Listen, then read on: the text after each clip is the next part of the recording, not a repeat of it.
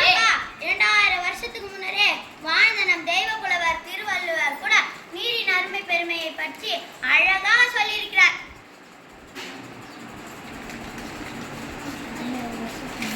2000 வருஷத்துக்கு முன்னாலே என்னதான் சொல்லியிருக்கிறாரு?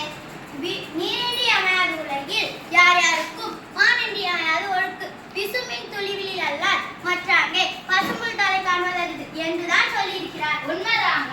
திருக்குறளையும் சொல்லிட்டீங்களே அக்கா, அதனுடைய பொருளையும் சொன்னா இன்னும் நல்லா இருக்குமே. உண்மைதாங்க.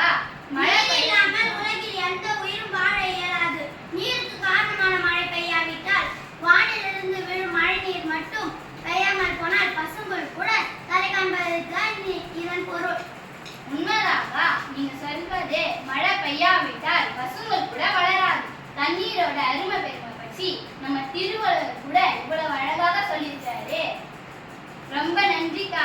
இறுதியாக நீங்க